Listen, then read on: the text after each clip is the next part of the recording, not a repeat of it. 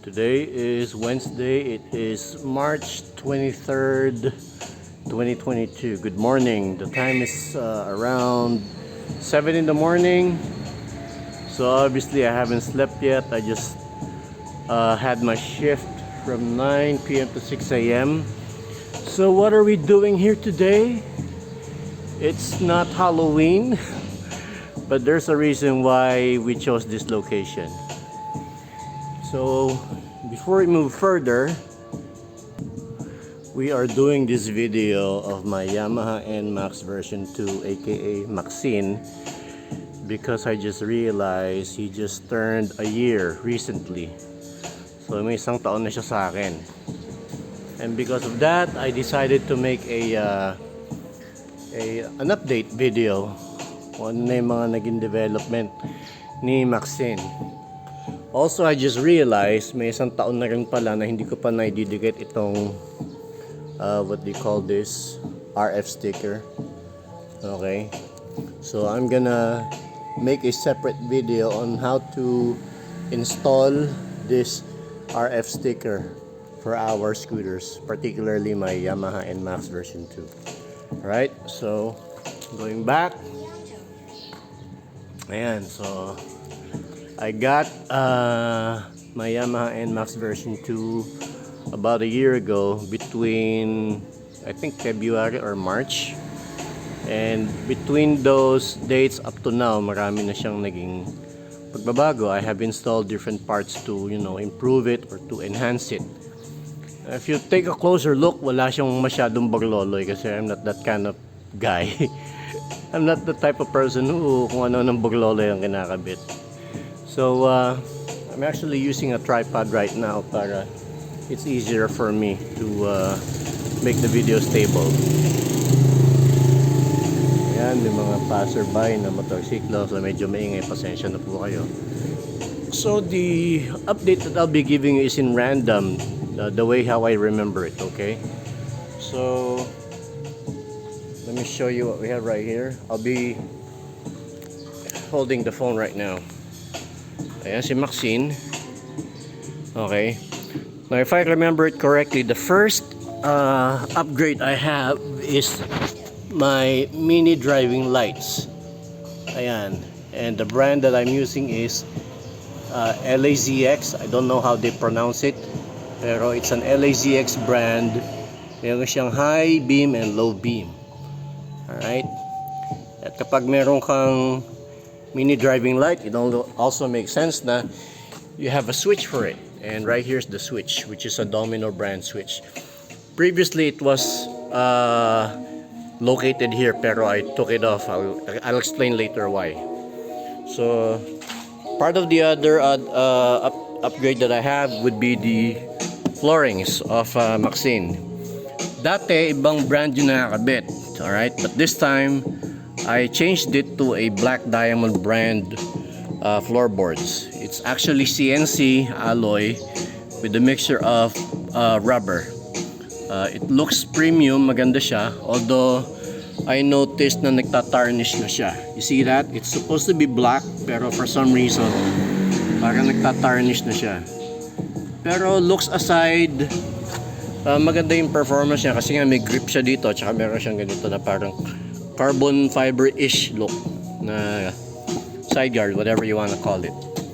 Now, along with this, I also changed my foot pegs. Same brand, syempre, Black Diamond din. May marking siya dyan. Tapos there's also an engrave on that portion right here that says Black Diamond. What else do we have? So if I remember correctly, after changing those, I also have my rear suspensions upgraded. So from the stock suspension, we now have the RCB VD series, or Black Premium VD series, whatever they call it. The advantage of this suspension is that not only it looks nice because it's all black, aside from the gold shafting, it is full adjustable. On this area right here, you can see the compression adjustment, and it says COM, that's compression.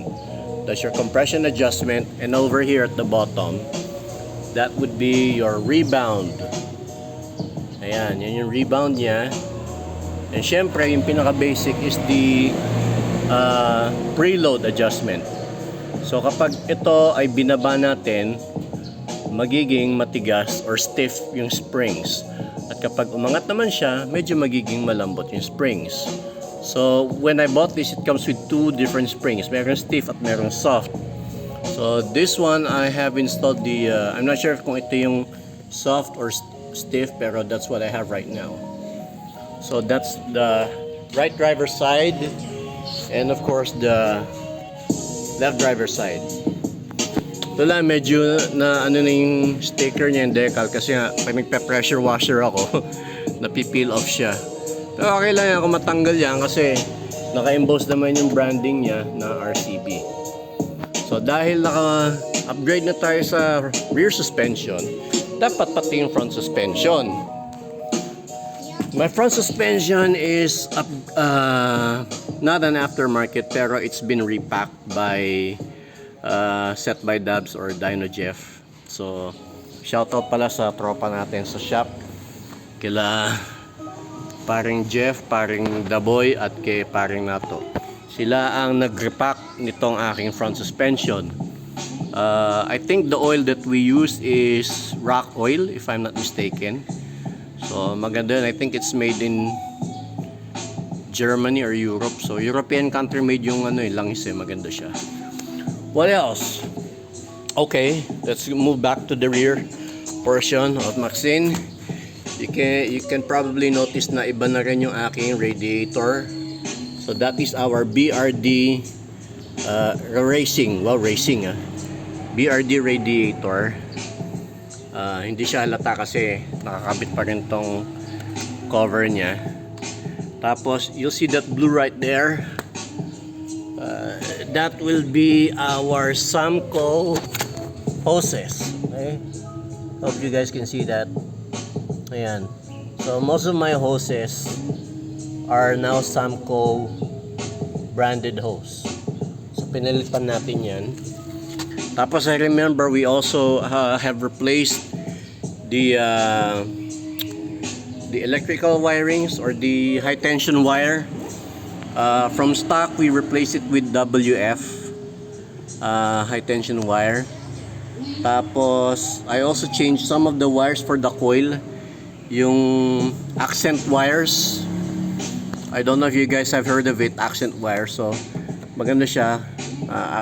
Aftermarket na branded na maganda. What else? Okay, since we have mentioned WF, it only needs to be mentioned na napalitan na rin yung aking panggilid, syempre. However, I cannot show you kasi nandito yung takip ng ating panggilid. So yung panggilid natin buong set ay WF na. WF TSMP, from the pulley to the torque drive to the bell and to the clutch. It's pink power. Okay, has nothing to do with the presidential, pero it's pink. Shoutout pala kay boss Kenneth Choa. He is the guy responsible for having us to use or to supply us with WF TSMP parts. Okay, ano pa ba? Let's see here. Oh, okay, this one right here. This is the SEC bracket that I am currently using right now. And you're probably noticing meron tayong box dito na gawa-gawa ko lang. It's a San Miguel brewery utility box that I have. Okay? Kasi ayoko na may kagaya diba? So I thought of having this one instead. Okay? Ayan ang aking mekaniko, Set by Dubs. Okay, so I use this box when I'm doing grocery or pag namamalengke. Malaking tulong yan. If not, naka-remove siya kasi masyado namang papansin ng dating. So ayan. Ano pa ba? Oh yeah, I have also installed a plate holder. This is a stainless steel plate holder. Malaki tulong niya kasi nga without this, kapag masabit yung plaka mo, yung plate mo, mayuyupi siya, di ba? So kanya nakaganito tayo. What else? Oh yeah. Nagpalit din pala tayo ng mga CNC bolts. Okay. You'll see here sa windshield naka CNC bolts tayo. I wasn't really planning to use or install CNC bolts. Kaya lang what happened was, yung isa natin tropa, si Jake, he convinced me to get one. What happened is, bumili siya ng isang set, and then he only used yung parts na pang pipe at saka pang airbox. So whatever's left of it, napunta sa akin. So ayan, kinabit ko na po siya. So we have the CNC bolts over here, over there, and everywhere else. Now, kanina nandito tayo sa windshield. Previously in my other video, if you remember, we are using a secbill visor. Now, I decided to,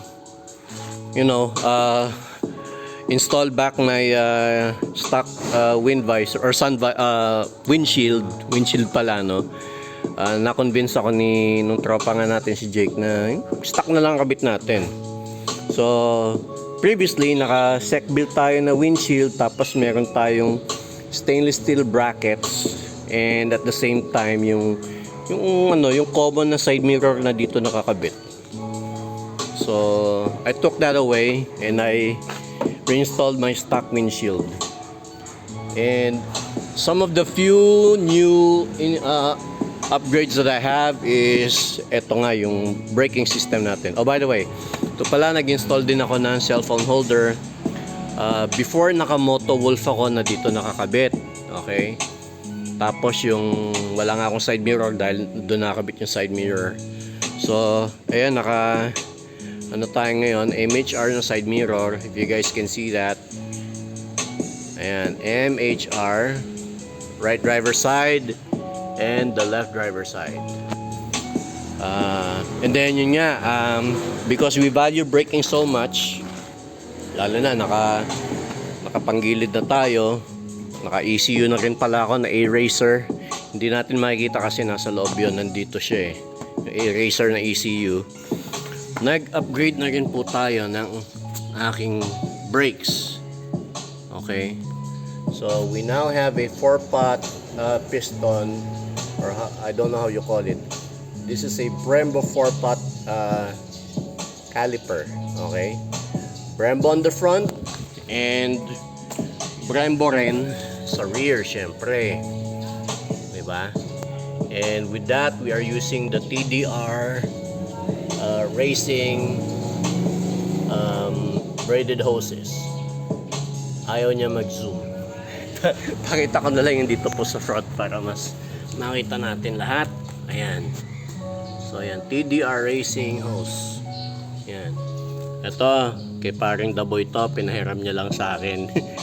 Kasi I'm supposed to buy a disc that goes with this, pero wala pa po akong budget. Pero I have this Yamaha big disc right now. Okay naman siya. May kasama tong bracket when I got this, but the bracket is made for the stock calipers, which is not compatible with this Brembo. Ayan. Yung mga serial number pa siya dyan. So yan. Tapos, oh yeah, yan, napansin ko kanina pa. Ayan, naka mcSin tires tayo. And RCB mags. I don't know if you guys can see that. Zoom natin na maayos. Ayan, RCB mags. So ayan ang mags natin, RCB.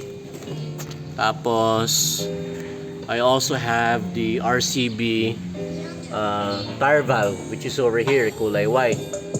I decided to use white kasi nga ang white, pag nag-fade, kulay white pa rin, di po ba? Yan. So ayan ang RCB mags, front and rear. Ayan, mcSin tires na Victra. You guys see that? Victra. Ito yung pito natin. Ayan ang ating pito. Okay, mcSin tires. Lagyan ko lang siya ng tire marker. Tapos ano pa ba? Okay, let me show you what's inside. It's a little messy. Naglagay din ako ng compartment liner. The advantage of having a compartment liner is when you have stuff inside, hindi siya nag-rattle kapag nalulubak kayo, maingay yun di ba? So I have this. Others like it, others don't. That's okay. Kanya-kanya tayong trip. I also have this SEC underseat compartment, however you want to call it. So you can put your papers there or whatever, your face mask, bottle face mask. Salamat kay Mikoy, siya nag-sponsor sa atin nito. Ano pa ba? So yan. Oh yeah, over here. Siyempre pag naka-Brembo tayo na calipers, dapat naka-Brembo rin tayo na levers, okay? This is the Brembo RCS Corsacota, okay? The good thing about these brake levers or cylinders is they have an adjustment over here and over here. If you look closely, there you will find the letters R, S, and N. N is for normal, S is for sports, and R is racing. Okay? So, depende kung anong mode ang gusto mo. Tapos this one, if you twist this, what's gonna happen is the lever will either move in or move out depending on kung gaano kahaba yung mga fingers ninyo. Diba? Kung mahilig kayo mag-finger, gamit na gamit. Anyway, tapos yan, naka-Brembo siya na reservoir on both left and right side. Ayan.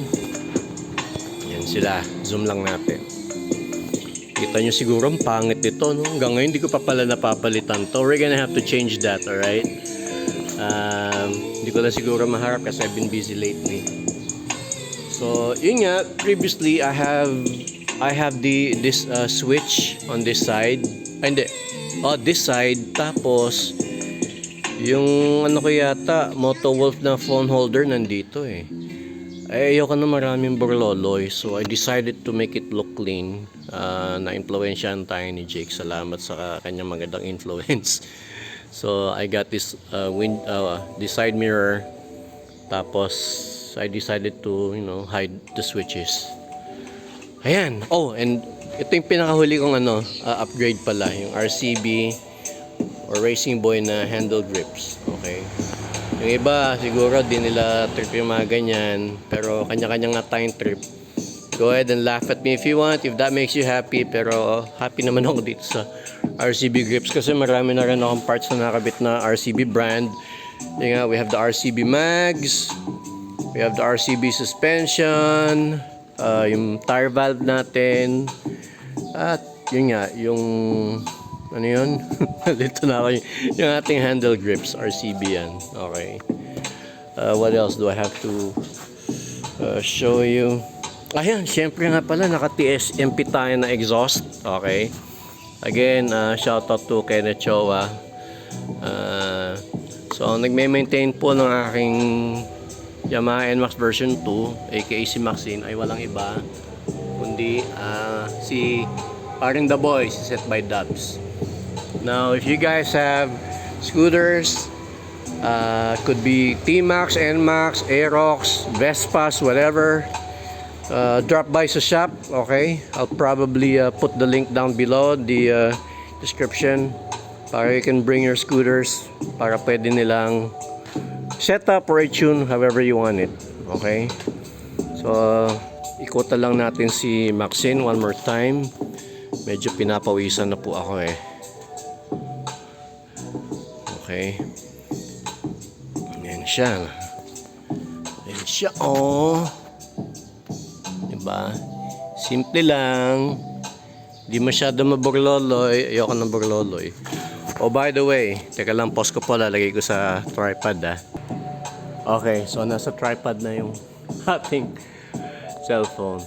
Now, there's a reason why we're out here. Kasi pag sa bahay tayo, baka mapagalitan tayo. I'm gonna let you hear something that you don't usually hear.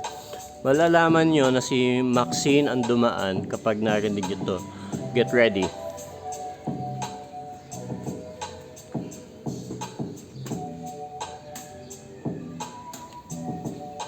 be starting the engine.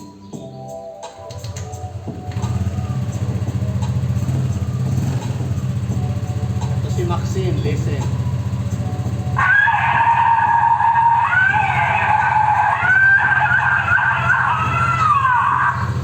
mcSin. Paisa.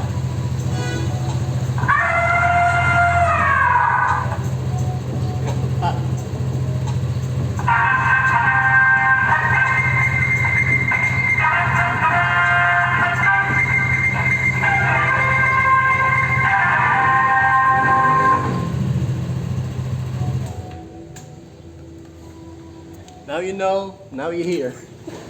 Ang ingay, no? So yun yung mga ano ko, busino ko pag gusto kong mangulit. Again, ayoko na may kagaya eh. May mga konti na tayong kagaya dyan, mga tropa natin. At first, ayokong iparinig sa kanila kasi baka pagtawanan nila ako. Eventually, na-appreciate nila. So yung iba sa kanila, gumaya na rin, meron na rin sila. So what else is there to show you? I guess that's about it. If I missed something, you guys can go ahead and ask me and I'll answer your comments below. Again, thank you for watching my videos from start to finish. Please support my channel by hitting like, share, and subscribe, okay? I'm assuming most of us, if not 100%, most of us are now fully vaccinated and even boosted. So I guess that's it. Again, that's it for now. Bye-bye. And peace. There's my peace. Peace. Bye-bye.